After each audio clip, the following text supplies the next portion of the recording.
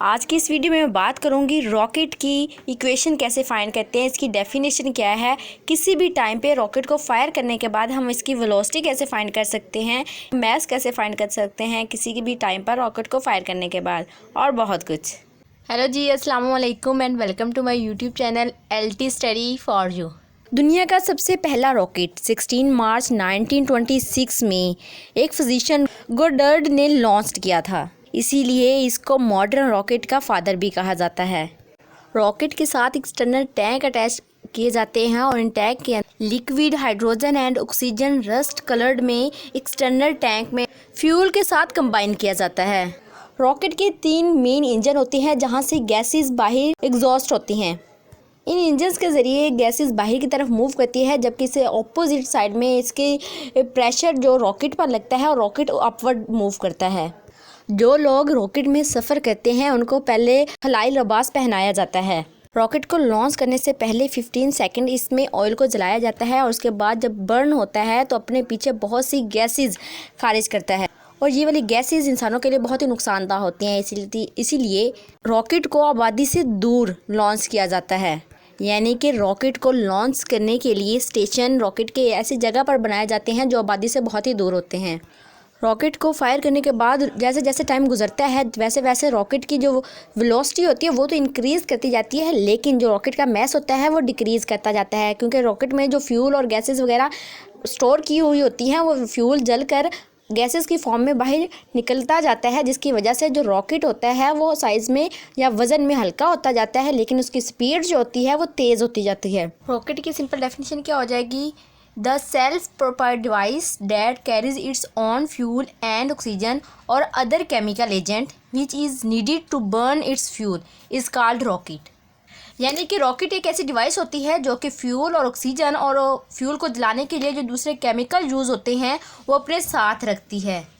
अब rocket at rest, motion of rocket at any time. जब rocket rest पर होता है तो t=0 पर हम देखना है तो उसकी वेलोसिटी को हम रॉकेट की वेलोसिटी को v से रिप्रेजेंट करेंगे जो कि 0 है, और रॉकेट का जो मास है उसको m0 से रिप्रेजेंट करेंगे। जबकि motion of rocket at any time मतलब कि जब रॉकेट को हमने लॉन्चिंग पैड से फायर किया तो उसकी जो वेलोसिटी होगी वो इंक्रीज़ होती जाएगी। जैसे जैसे रॉकेट ऊपर जाएगा तो उसकी वेलोसिटी इंक्रीज़ होती जाएगी, तो इसको जो रॉकेट की वेलोसिटी हो जाएगी वो v+d हो जाएगी एट एनी टाइम, और जो मास होता है रॉकेट का वो कम होता जाएगा। फॉर एग्जांपल हमने बहुत ही शॉर्ट टाइम के बाद लॉन्च किया रॉकेट, उसके फ़ौरन कुछ थोड़े से सेकंड के बाद हमने देखा कि हम देखना चाहते हैं कि उसकी वेलोसिटी क्या है और उसका मास कितना है। d बहुत ही मामूली से चेंज को रिप्रेजेंट करता है, तो उसका जो मास होगा रॉकेट का वो क्या हो जाएगा, कम होता जाएगा, m-dm। अगर फायर करने के बाद जो रॉकेट की वेलोसिटी है वो v है और मास m है, तो हमने बहुत ही कम चेंज के बाद उसका फाइंड करना है वेलोसिटी और मास, तो उसको v+dv कर देंगे और मास को m-dm कर देंगे।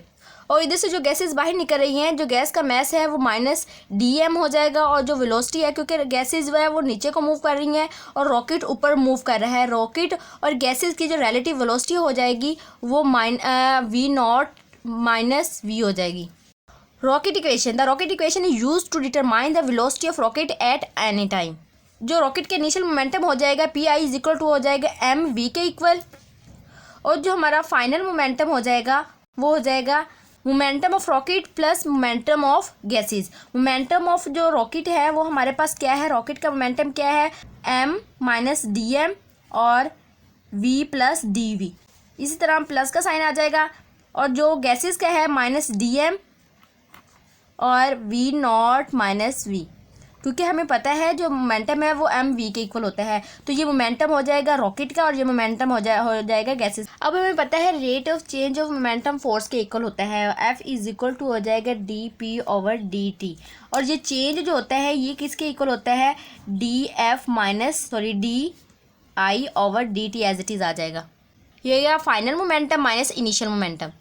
ये d इधर बहुत ही मामूली सा चेंज हमें बता रहा है, तो इधर हम df - di की जगह पे इनकी वैल्यूज पुट कर देंगे तो हमारी ये वाली फॉर्म बन जाएगी। अब हमें पता है F इनको सिंपल मल्टीप्लाई करना है, इसको इस सारे के साथ क्वांटिटी के साथ मल्टीप्लाई करना है, m एज इट इज़ आ जाएगा v+dv -dm as it is आ जाएगा v+dv माइनस, इसको अंदर मल्टीप्लाई करेंगे तो dm v0 माइनस क्या हो जाएंगे, प्लस हो जाएगा v dm, और ये minus M V as it is आ जाएगा और नीचे हमारा D T as it is आ जाएगा।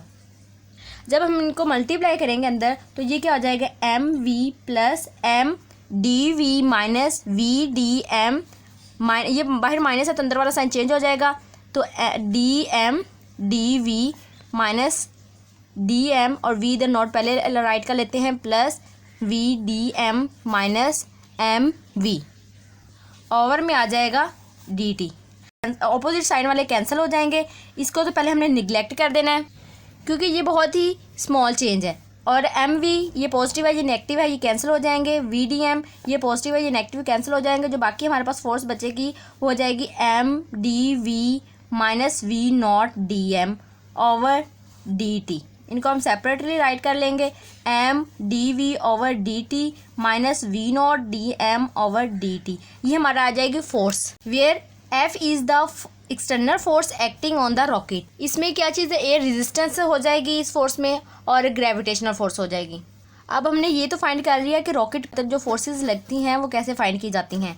दूसरा हमारा जो पॉइंट है वो हमने फाइंड करना है velocity of rocket at any time. मतलब जब हमने रॉकेट को फायर कर दिया है तो फायर करने के बाद जो उसकी वेलोसिटी है वो हम कैसे फाइंड कर सकते हैं। इसी इक्वेशन से हम इसकी वेलोसिटी फाइंड करेंगे।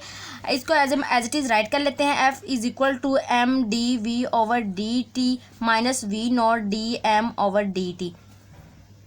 ये हम जानते हैं कि F is equal to M G के इक्वल होती है, क्योंकि ग्रेविटेशनल की फोर्स डाउनवर्ड एक्ट कर रही होती है और रॉकेट ऊपर की तरफ मूव कर रहा है, तो जो फोर्स इसके ऊपर ग्रेविटेशन की लग रहेगी वो ऑपोजिट साइन से रिप्रेजेंट करेंगे। तो F is equal to minus M G हो जाएगा, is equal to M D V over D T minus V naught. ये जो सारी चीज़ है ये इक्वल होती है अल्फ़ा के। अल्फ़ा क्या है हमारे पास, अल्फ़ा है हमारे पास rate at which gases are expelled out from rocket in time D T. Mass of gas is expelled out, मतलब कि डी टी का टाइम गुजरने के बाद जो गैसेस खारिज हुई हैं वो डी एम है। इतनी जितना टाइम गुजरेगा उतना ही वो उन्होंने मैस क्या है, गैसेस क्या है, खारिज हुई हैं। उसके अलावा यूनिट टाइम में मतलब कि 1 मिनट में जो गैसेस हैं वो एक्सपेल्ड हुई कितनी खारिज हुई हैं या एक्सपेल्ड आउट हुई हैं, तो ये डी टी इस तरफ आकर डिवाइड हो जाएगा, D M over D T आ जाएगा। ये सारा एज इट इज़ राइट कर लेना है। उसके बाद हमने कहना है कि अगर टी टाइम गुजरने के बाद गैसेस कितनी एक्सपेल्ड आउट हुई हैं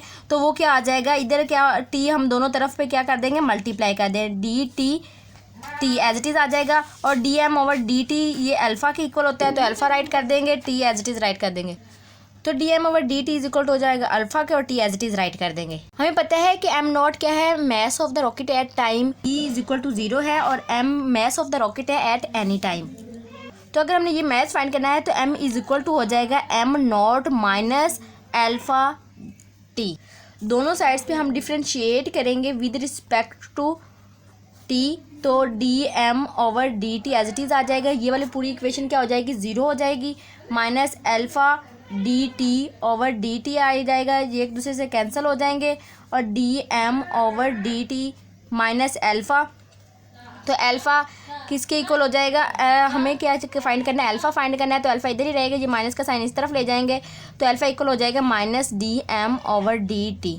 ये जो अल्फ़ा की वैल्यू आई है इसको हमने पुट करना है अपनी इस इक्वेशन में। इस इक्वेशन को हम नाम दे देंगे इक्वेशन 1 का। अब जस्ट मैंने इक्वेशन 1 में अल्फ़ा की वैल्यू पुट की है तो हमारा ये जो नेगेटिव साइन है ये इधर आकर ये पॉजिटिव हो जाएगा, minus M G is equal to M D V over D T plus V naught D M over D T. हमने फाइंड करनी है v, क्योंकि वेलोसिटी फाइंड कर रहे हैं हम, तो इसको इधर ही रहने देंगे, ये वाली इक्वेशन इधर ले जाएंगे, तो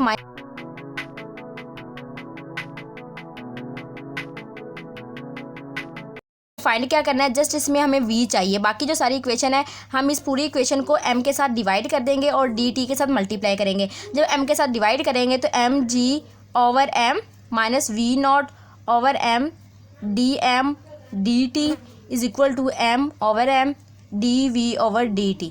तो ये एम एम से कैंसिल हो जाएगा, तो बाकी बचे G minus V naught M D M over D T is equal to D V over D T. मगर हमें अपनी इक्वेशन में सिर्फ डी वी की वैल्यू फाइंड करना, मतलब जस्ट वी फाइंड करना है, तो ये जो डी टी है इसको सारी इक्वेशन के साथ मल्टीप्लाई कर देंगे, तो इस तरफ आ जाएगा G D T minus V naught M as it is आ जाएगा D M over D T, और ये हमने जो मल्टीप्लाई किया D T is equal to D V over D T, और डी टी के साथ मल्टीप्लाई कर दिया तो ये वाले कैंसिल हो जाएंगे, ये डी टी भी डी टी से कैंसिल हो जाएगा, बाकी बचेगा G D T minus V naught M D M is equal to D V. अब हम सिंपल क्या करेंगे, इस इक्वेशन को आगे अरेंज करके राइट कर लेंगे, मतलब कि डी वी को इक्वल के इस तरफ राइट कर लेंगे और ये वाली सारी इक्वेशन इस तरफ राइट कर लेंगे, कोई साइन में चेंजिंग नहीं आएगा। हमें तो सिर्फ v चाहिए था। अब हम क्या करेंगे, d को ख़त्म करने के लिए दोनों तरफ से इंटीग्रेशन लेंगे, integration on both side. Just मैंने इक्वेशन को अरेंज करके राइट किया है इधर और इंटेग्रल अप्लाई किया। इंटेग्रल हमें पता है वेलोसिटी चेंज हो रही है, वेलोसिटी 0 से v तक चेंज हुई है। पहले जो इनिशियली पॉइंट पर वेलोसिटी 0 थी, फिर चेंज होकर v हुई है, और टाइम क्या था, पहले 0 था फिर t तक जाकर चेंज हुआ है। जो मैथ था रॉकेट तक का वो पहले m नॉट से हमने रिप्रेजेंट किया था और चेंज कितना हुआ था m तक। सिंपल अब इंटीग्रेशन करेंगे, कांस्टेंट का इंटीग्रेशन क्या होता है, वही वेरिएबल होता है। फॉर या फिर ऐसे याद कर लें, डी और इंटेग्रल जो होता है एक दूसरे का इन्वर्स होता है, ये इससे कैंसिल हो गया, बाकी हमारे पास बचा वी और इसकी limit as it is apply कर देंगे माइनस जी, इसकी भी ये डी इंटेग्रल से कैंसिल हो गया, तो बाकी हमारा जो बचा वो टी बचा 0 से T minus V naught L over M जो हमारा है वो एल एन एम के इक्वल होता है, और लिमिट क्या है एम नॉट से एम तक। अब लिमिट अप्लाई कैसे करते हैं, पहले इसी जगह पर ये अपर लिमिट रखते हैं, फिर ये लोअर लिमिट रखते हैं, v माइनस 0 v की जगह पर ही रखेंगे is equal to minus ji.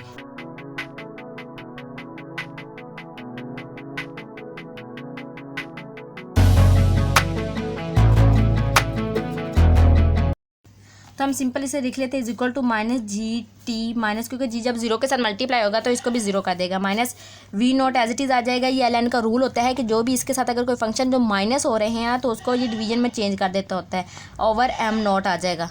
Called rocket equation and use to determine the velocity of rocket at any time.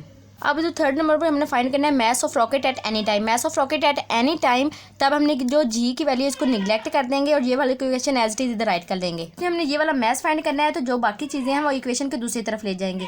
ये इधर क्या हो रहा है, मल्टीप्लाई हो रहा है, तो इधर जाके क्या हो जाएगा, divide v over v naught और माइनस इस तरफ आ जाएगा is equal to l N m over m not.